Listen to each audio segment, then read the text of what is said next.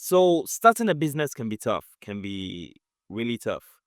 But what if I told you there was a checklist that can make it easier for you to follow and build a startup you want to build? And that is what I wanted to talk about today. When I was starting my startup, I was lucky to chance on a checklist that was given by one of Y Combinator's mentors, that is Dalton. And I wanted to discuss this checklist. Maybe it can help you build your startup. So stay tuned and let's crack on. But hey, if you've not subscribed, what are you waiting for? The data shows that most of you watching and liking the content have not subscribed. So do also subscribe, like, comment, and share, and let's build together. Stay tuned.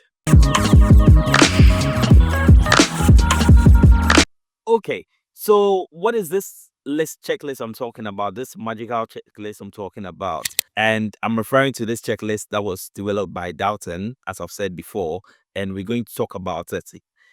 He mentions four things. And in these four things, if you can answer yes to these checklists, these four things on the checklist, then hey, you have a very good head start in your founding journey. You have a very good head start on your startup journey. So let's crack on. The first one, he says, do you have an idea?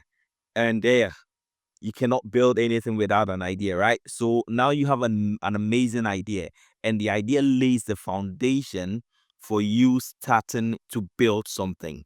Without an idea, without a concept, it is very difficult to say you want to build something because everything premises or begins with an idea.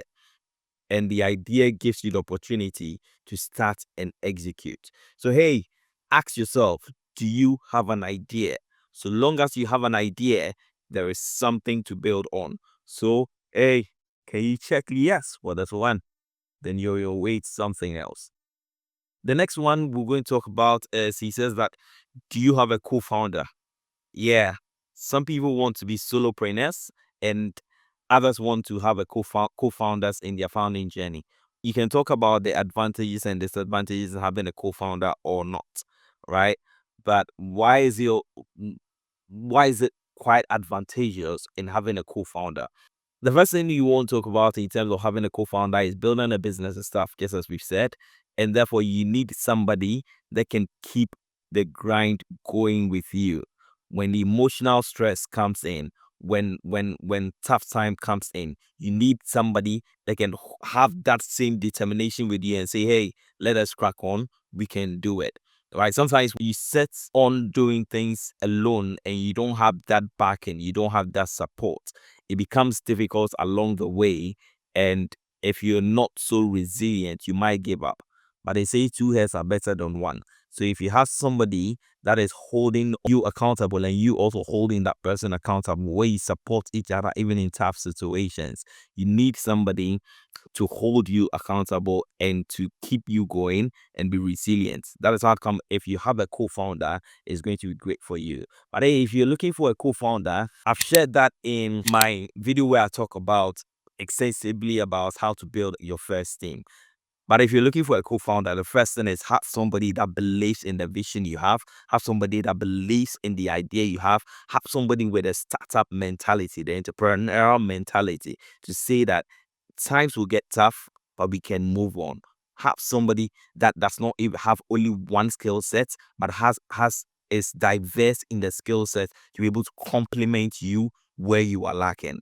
And also, they should be resilient in keeping on pushing through in the hard times. They can support you move on.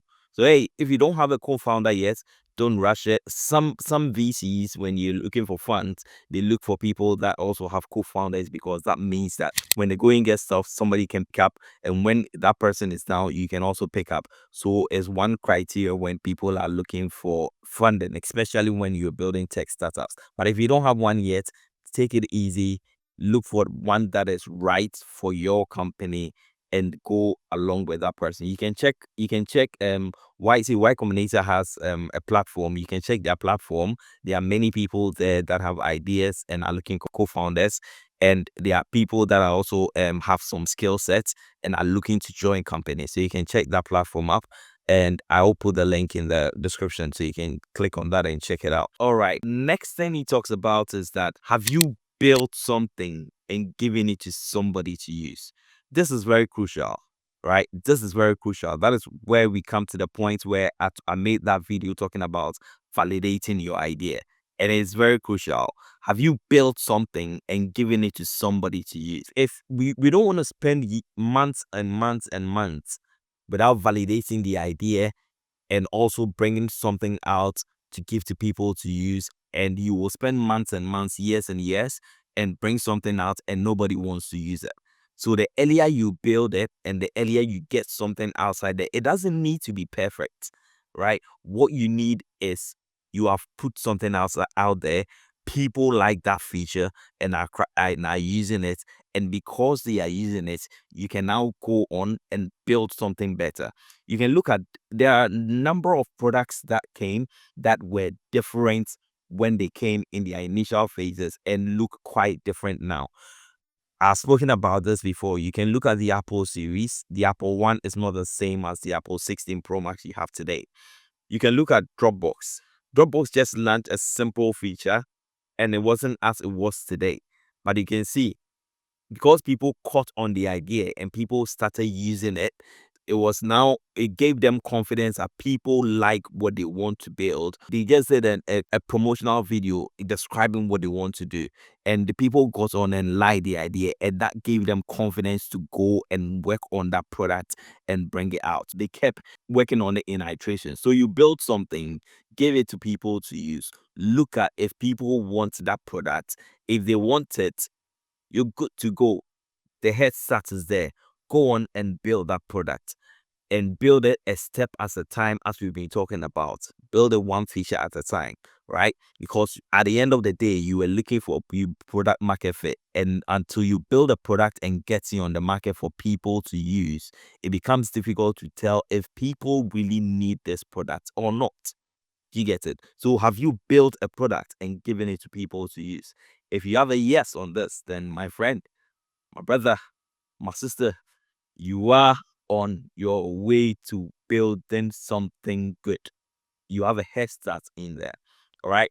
And I add this, that when you gave it to them to use, what did they say? Feedback is crucial in building a product. Feedback is crucial in building a business at the very initial stages. For us, what we did and we are still doing is tough, but we are still doing this, is calling our earlier client, our earlier customers who signed on onto our product, signed on onto our app. We are calling them, we are calling each and every one of them, getting their feedback. We are calling each and every one of them, trying to see what they think about the product. Is it easy to use? Do they want, how are they fine? And we are getting good feedback just by speaking to our clients. I know that is a tough one to do, but find a way to get feedback from your clients. So even in the testing phase, we gathered a few people from the wait list and got them to test the product, and that way we're able to get very good feedback and iterate or work on the product to make it better than we launched at the testing phase. So what we launched to our clients is far better than what we had at the testing phase. All right. So get feedback, and feedback will help you build a product that the market or the people want. Don't forget this. You are not building a product for yourself alone. You are building a product for the market. So what you think will be good for you might not be good for the market. It is the market that needs a product, and you are trying to solve a problem in the market. So the market has to decide that that product gives solution. Yes. So have you answered yes to these? Do you have an idea? Yes. Do you have a co-founder? Yes. If you don't have a co-founder, work on, if you can get one, that will be great for you. Have you built something and given it to people to use? Yes. If yes for all these three, then hey, you have a head start in the game.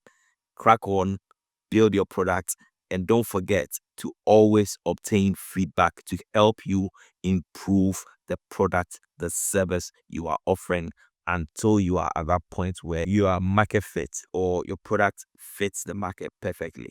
Hey, I hope this checklist will help you. Always put that in your mind if you're building something, and work on it, and everything will work on. All right. Catch you on the other side and tell them we are coming. See you.